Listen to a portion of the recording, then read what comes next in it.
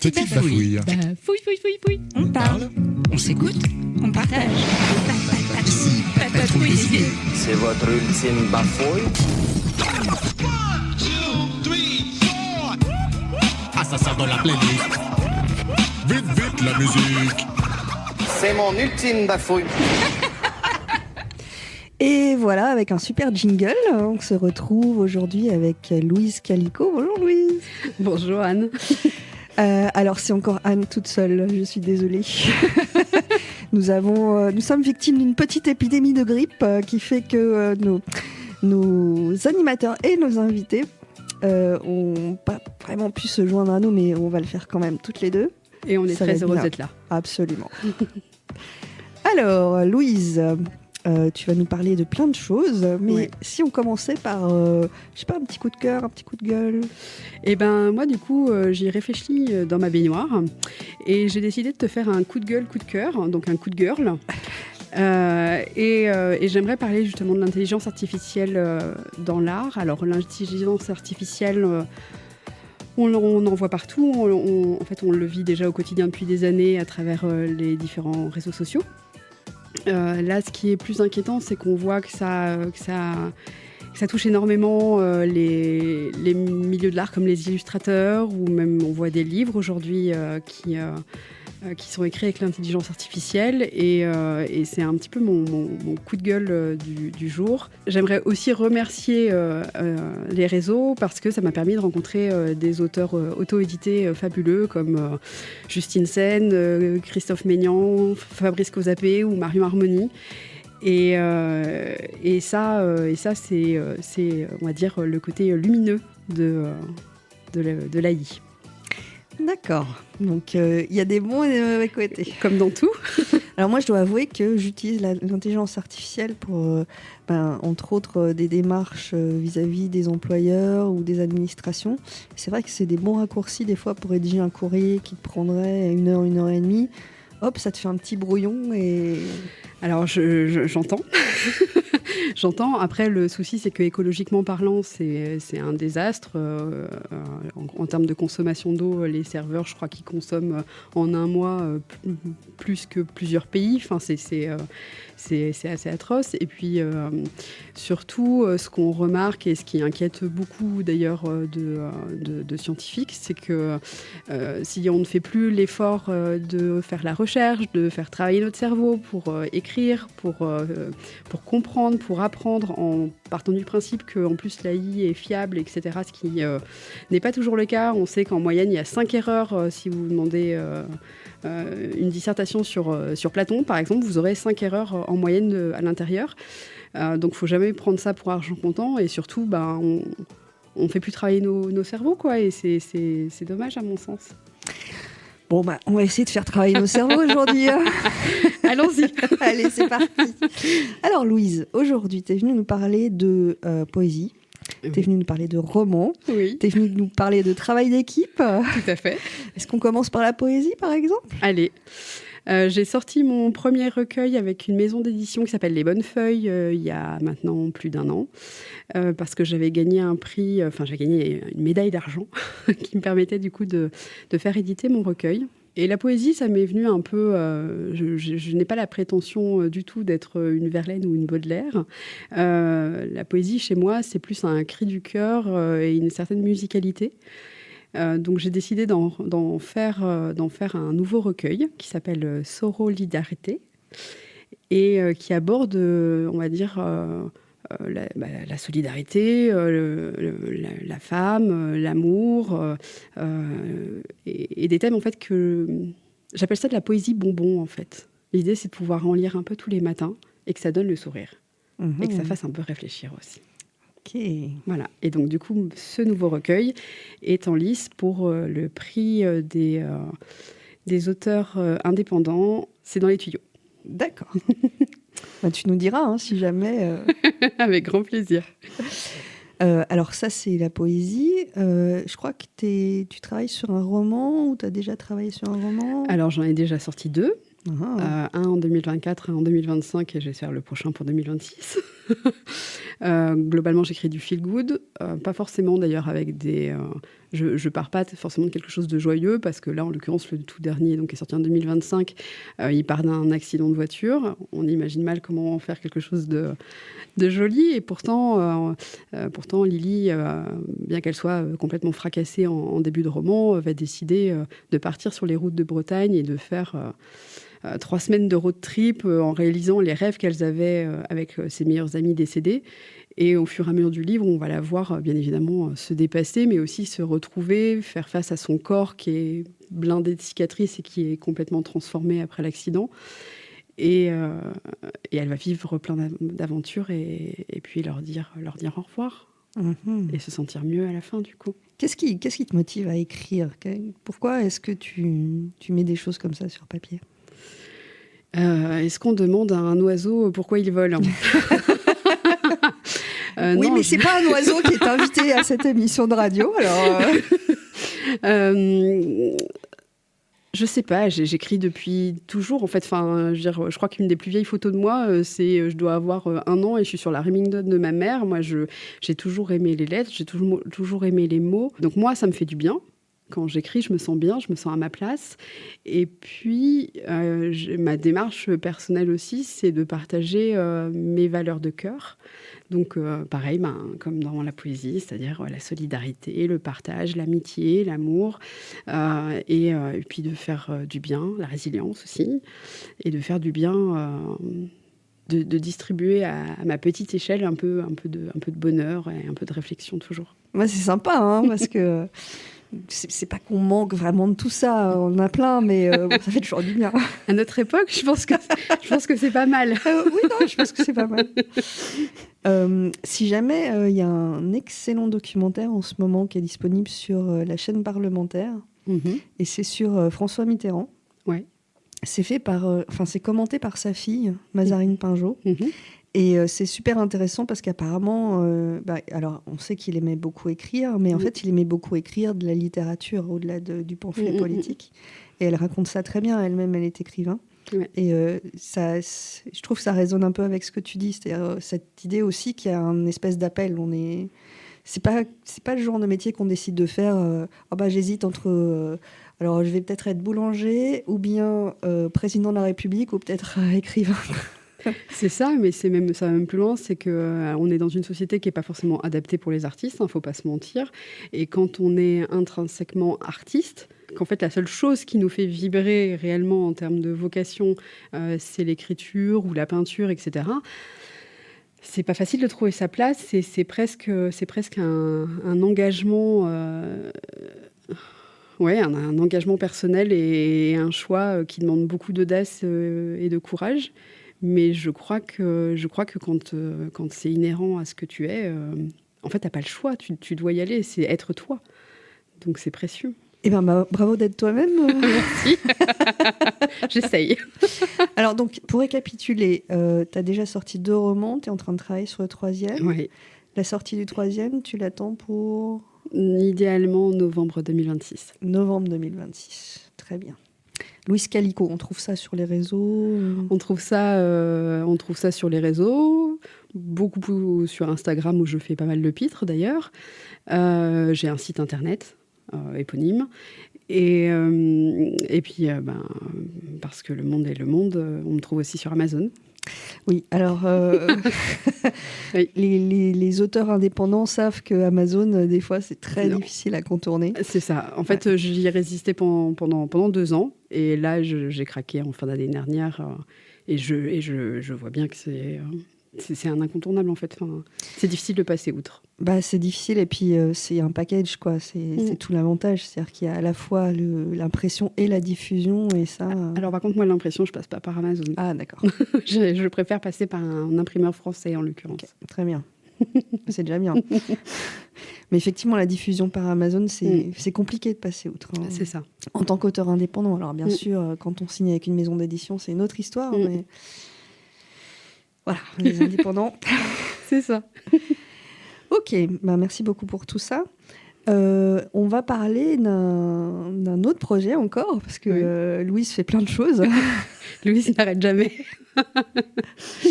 Un projet un peu particulier. Alors, il s'agit d'un collectif. Est-ce que tu veux nous en dire plus ? Oui, le collectif des autrices indépendantes. Pour la petite blague, du coup, ça fait AI aussi. Et nous sommes 8 ou 9, je ne sais plus, pardon. On a sorti en 2025 un premier recueil de nouvelles où nous avons chacune écrit sur le profil d'une femme qui nous inspirait, qu'on a sorti d'ailleurs pour la journée du droit des femmes. Et l'idée, c'était vraiment de mettre à l'honneur une femme qui résonnait pour nous. C'était pas forcément une femme qui existe, c'était pas forcément une femme vivante. On voulait vraiment porter une femme. En l'occurrence, moi, j'ai choisi Colette, qui est absolument truculente, très humaine et qui, malgré elle, je dirais, était une féministe de l'époque. Et on remet ça cette année, mais avec un nouveau challenge, parce qu'on aime les challenges. C'est qu'on va écrire un roman tout ensemble cette fois-ci, où on incarne chacune un personnage. On part d'un féminicide et on va vivre l'histoire tout ensemble à travers notre personnage personnel. Intéressant. Alors, je crois que l'ouvrage collectif, le recueil de nouvelles, vous en aviez parlé au cours d'une émission ici, il me semble. Oui, avec Charlotte et Elodie de LHQSR. Et c'est dans l'émission Parlons-en. C'était, d'accord, je crois, il y a quasiment un an également. Et sinon, nous, on va peut-être faire une petite pause musicale avant de rentrer dans le vif du sujet et voir un peu comment ça fonctionne de mettre tous ces gens artistes indépendants ensemble et d'essayer de les faire travailler ensemble. Oui. On se retrouve après. C'est toi qui as choisi la musique, je crois. Qu'est-ce que tu nous as choisi ? Ouais, j'ai choisi Butterfly and Hurricanes de Muse. Change everything you are and everything you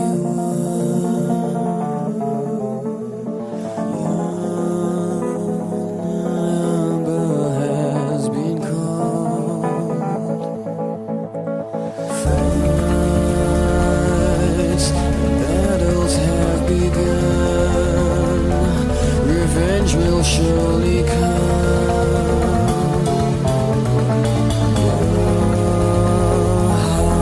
Hard times are ahead. Best, you've got to be the best. You've got to change the world and use this chance to be heard. Time is now.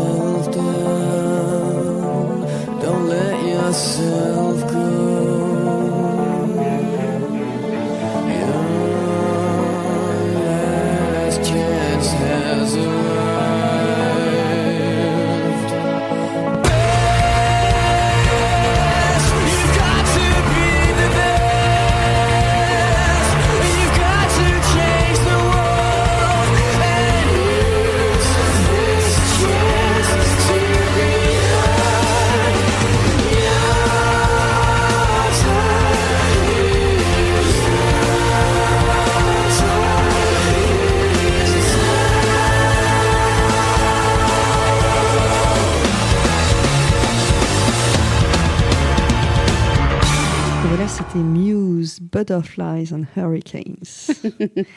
Et donc, toi, tu nous disais pendant le morceau que c'était un morceau qui t'avait porté pendant l'écriture de ton Premier roman, Premier roman. Gémeaux ascendant coquelicot. D'accord. Alors, reprenons. Donc, tu es en train d'écrire un roman choral, hein, c'est-à-dire que vous êtes plusieurs autrices sur le même roman, sur un féminicide. Alors, raconte-nous un peu comment ça se joue tout ça. Comment on fait pour coordonner toutes ces autrices ensemble autour d'une même histoire? Alors d'abord, pour nous, c'était évident qu'on voulait ressortir quelque chose tout ensemble. Le premier, et d'ailleurs, si, une chose très importante qu'on n'a pas précisée, c'est que le premier ouvrage, les bénéfices vont intégralement à la Jane Goodall Foundation. Et celui-ci, on a changé d'association et j'ai mangé le nom, mais je suis sûre qu'on le mettra dessous, parce que ça nous semblait hyper important en fait, de toujours soutenir des associations qui aident aussi bien les enfants que la condition des femmes, enfin d'ailleurs des femmes, mais des violences à la maison. Donc on voulait recommencer, on s'est posé la question, est-ce qu'on repart sur un format nouvelle, parce qu'au final on pourrait toutes reprendre des profils, et on s'est dit non, cette année on se challenge et on travaille tout ensemble. On voulait partir donc d'un événement fort, puissant. Il y avait plein de choses qui pouvaient, comme une manifestation qui dégénère, ou enfin bref, il y avait plein de choses et on s'est mis d'accord parce que c'est un sujet qui prend aux tripes toutes ces femmes qui meurent chaque année sous les coups. Donc on est parti de cette idée-là. Tout ensemble. Donc déjà, ça passe par des sondages. Alors, attends, tu me dis tout ensemble, mais comment vous faites? Alors en fait, généralement, on fait une réunion visio où on discute. Ensuite, on pose un sondage pour voir ce que chacune veut. Donc c'est ce qui s'est passé pour du coup l'événement initial. La porteuse de projet qui fait un travail d'enfer, c'est Justine Sen, comme pour le premier recueil.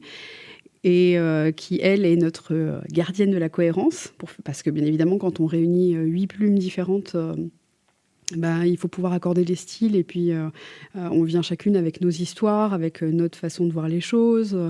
Donc elle est là pour nous cadrer, sans pour autant nous museler. Donc elle fait un super job.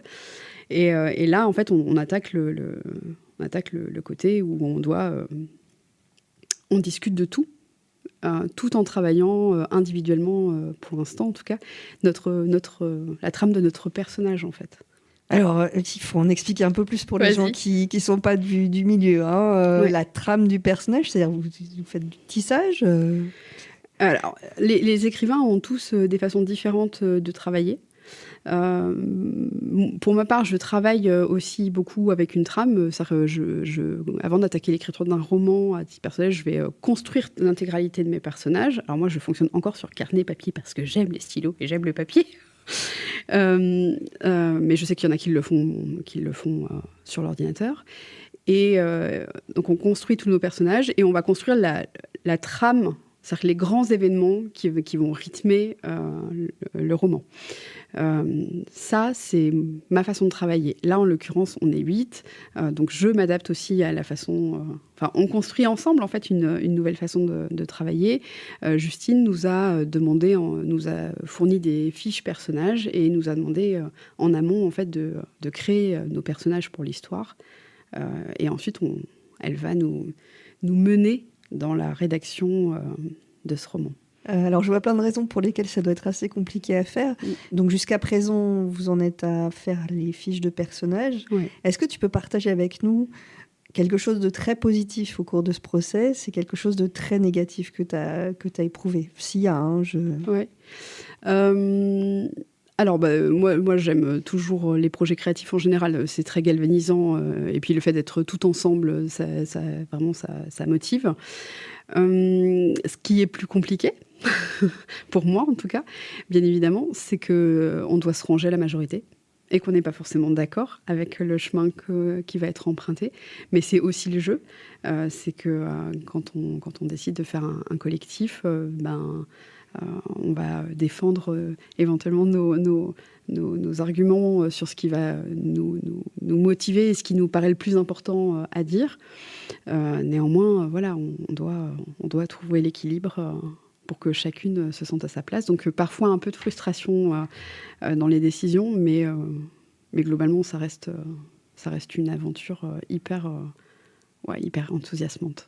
Si j'entends bien, cette œuvre qui va émerger du travail de votre collectif, en fait, ça va pas être la somme de chacune d'entre vous, mais ça va être quelque chose encore de différent par rapport à ce que vous auriez pu faire chacune séparément, c'est bien ça ? C'est ça, en fait, on va limite tisser ensemble. En gros, on va écrire des morceaux d'histoire et au fur et à mesure, on va avancer dans l'enquête parce que c'est ça, hein, on part du féminicide et au fur et à mesure va se développer. Alors, c'est pas un policier, hein, mais il y a toute l'aventure humaine qui va être en parallèle, les drames humains, comment chaque personnage vit ça. Alors, je ne voudrais pas dire de bêtises, mais je crois qu'il y a une procureure, une policière, il y a la voisine, il y a moi en l'occurrence j'ai choisi la petite amie du fils aîné de la victime, et donc chaque intervenant va avoir forcément le mélange, l'interaction entre sa propre histoire, ses propres blessures, ce que ça renvoie, ce que ça questionne, et on va tisser ça ensemble pour construire du coup une histoire. C'est pas élucidé parce que dès le départ on sait ce qui s'est passé, mais c'est plus comment ce drame humain est vécu de part et d'autre, et en faire ouais c'est ça, on va vraiment tisser ensemble. Bon, on est impatient de voir le résultat du tissage. Et donc, tu disais, Justine Sain, elle fait beaucoup de justement, de... Comment dire ? Raboutage. Elle fait de la cohérence. Pas cardiaque, mais de la gardienne de la cohérence. En fait, elle va... déjà, bon, elle nous drive sur les étapes et même sur la structure du roman. Et puis, si par exemple, il y a des passages de deux autrices différentes qui sont l'une après l'autre et qu'il y a besoin de quelques phrases pour que ça garde du sens, pour que ça garde de la fluidité au niveau de la lecture, etc., et c'est son job. Sacré job. Un sacré job. Ouais. Et pourquoi est-ce qu'elle a décidé de faire ça ? Tu as une idée ? Justine, c'est une meneuse dans l'âme. Elle est porteuse de plein de projets et il faut dire qu'elle fait ça magnifiquement. Alors, pour préciser que Justine devait être là aujourd'hui, et puis elle a été terrassée par la grippe. C'est ça. Donc, elle n'a pas pu venir aujourd'hui. Mais au besoin, on refera peut-être...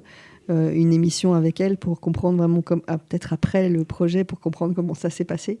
Oui, avec grand plaisir. Et j'espère même d'ailleurs que d'autres autrices pourront se joindre à nous, ce serait super. Ça serait super, oui.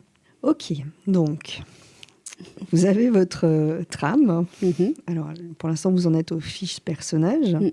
Et tu me disais, vous travaillez ensuite chacune de votre côté, c'est-à-dire comment ça se passe ? En gros, elle va nous dire... Elle va nous dire par quoi on attaque, comment elle écrit en fait le début. Et nous, on va rédiger par rapport à chaque scène comment le personnage réagit, qu'est-ce qu'il fait, comment il vit ça. Et après, elle va nous en faire un joli gloubi-boulga. En fait, on lui envoie tout.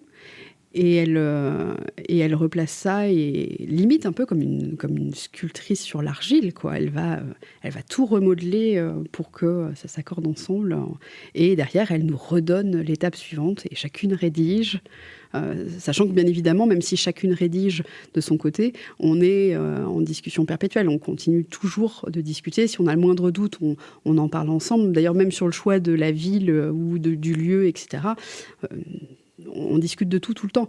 Il y a juste les parties écriture pure où c'est individuel, mais oui, on travaille ensemble. En fait, on est comme des collègues, quoi. C'est une sorte de petite entreprise, en fait. C'est ça. Et donc, vous connaissez très bien ou vous connaissiez juste à cause du projet précédent ? Justine, je l'ai rencontrée au Salon du Livre à Gaillard. Il y a 3 ans. 3 ans, oh là là, c'est passé vite.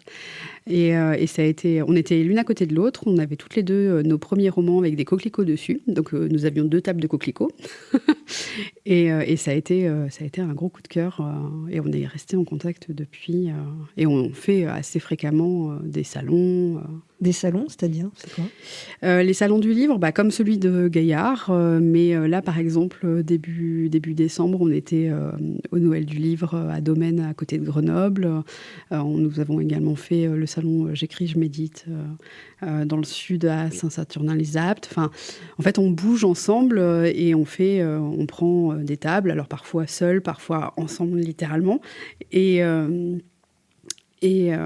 après, les gens viennent, on discute, on fait des rencontres fabuleuses, on vend nos livres, merveilleux. et c'est toujours des super expériences. En plus, du coup, ça nous permet de passer des week-ends ensemble, on ne va pas se plaindre. Oui, je crois que Saint-Saturnin-les-Aptes, c'était pas mal. Oui, c'était un très bon week-end. Ok. Alors, vous vendez vos livres, c'est-à-dire vous gagnez votre vie avec vos livres ou Je pense que c'est vrai pour ni l'une ni l'autre. Pour l'instant, on ne peut pas dire qu'on gagne notre vie. Moi, je sais que les 2 premières années, j'étais souvent... je mettais de ma poche. Et là, en 2025, j'ai vendu près de 250 bouquins, donc ce qui est tout à fait sympa. Et je termine mon année à l'équilibre. Donc on espère que du mieux pour 2026. Et c'est ce qu'on disait au début, c'est-à-dire que en étant autrice indépendante, c'est toi qui as surtout, c'est-à-dire l'impression, la diffusion. La diffusion, même la couverture, hein, je fais tout. En fait, mes livres, c'est vraiment mes bébés de A à Z, quoi. Je l'écris, alors je prends toujours une correctrice orthographique et syntaxique pour permettre de proposer un produit véritablement terminé. J'ai aussi une super team d'alpha lectrices qui m'aide à travailler tout au long de la rédaction. Mais après, oui, la sortie, les précommandes, la publicité, la présence sur les salons, tout ça, je fais tout. Alpha lectrice, c'est quoi ?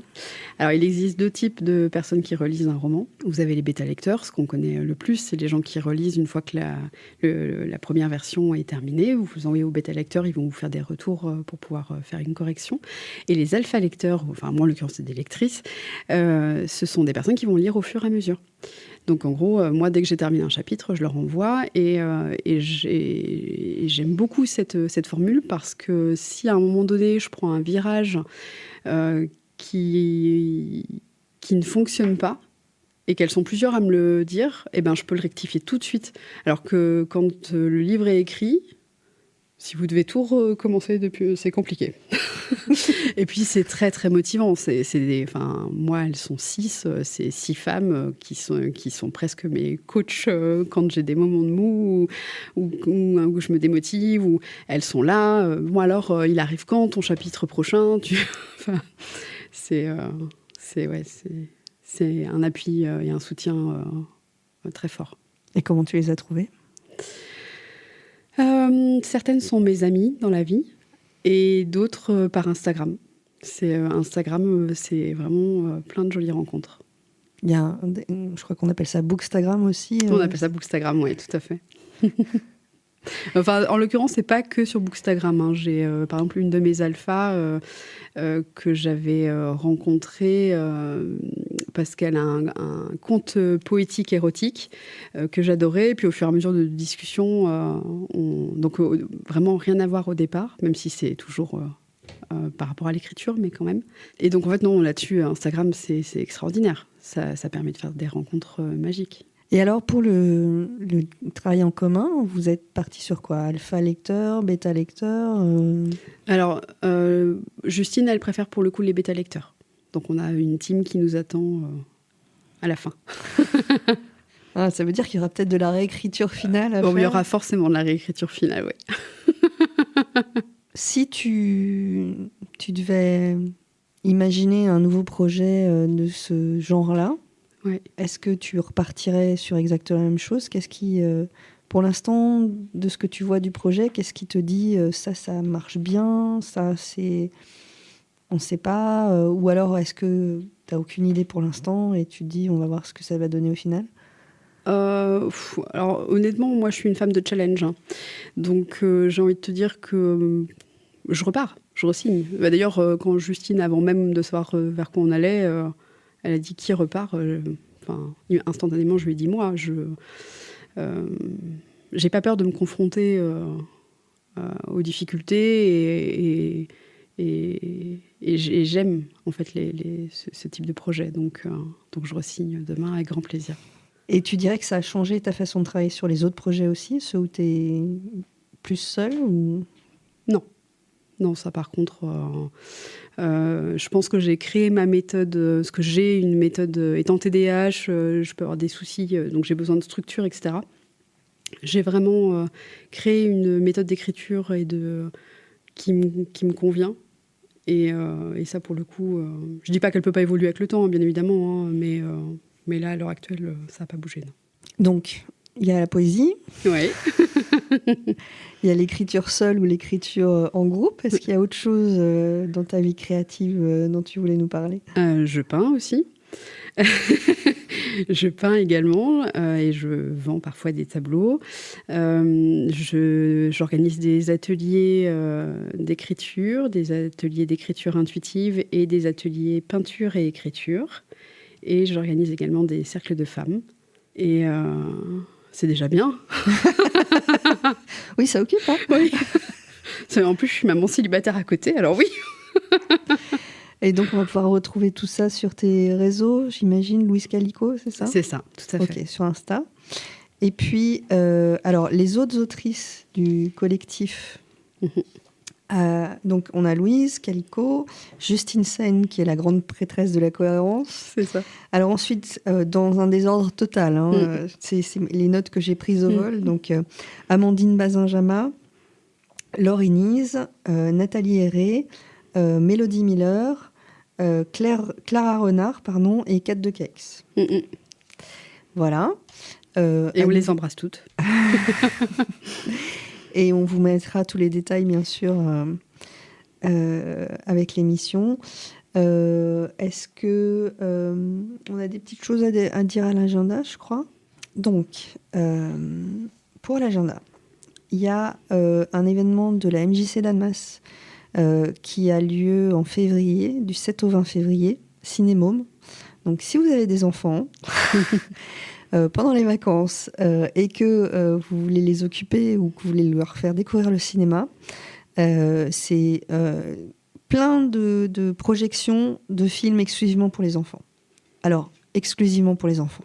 Les enfants de 7 à 99 ans, hein, parce que moi-même, je n'hésite pas trop à aller voir des films qui sont fléchés pour les enfants d'habitude.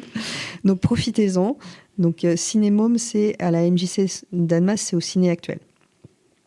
Ensuite, il y a une exposition actuellement à la Villa du Parc qui s'appelle Pelouse interdite, que vous pouvez aller voir jusqu'en avril. Et une dernière chose, c'est n'oubliez pas, les 15 et 22 mars, il faut vous déplacer pour aller voter, s'il vous plaît. Donc, vous votez ce que vous voulez, mais vous allez voter. Merci beaucoup. Alors, je crois que tu nous as choisi un autre morceau de musique pour... finir l'émission. Je pense que c'est une jolie clôture. La vie est belle de Saria. Merci beaucoup. On vous quitte avec La vie est belle. Merci beaucoup, Anne. Au revoir.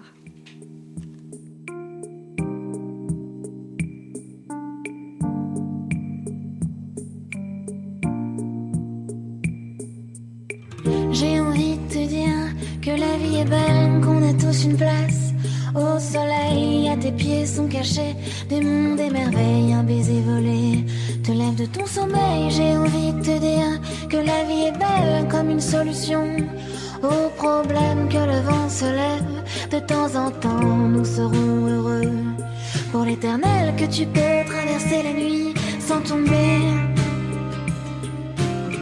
que tu peux rêver de grandes échappées, que tu peux aimer sans renoncer.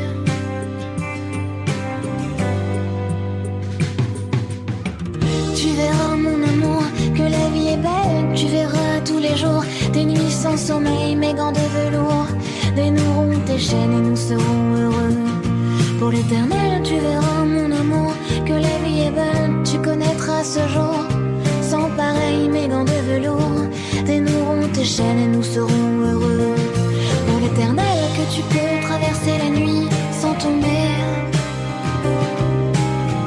que tu peux rêver de grandes échappées, que tu peux aimer sans renoncer.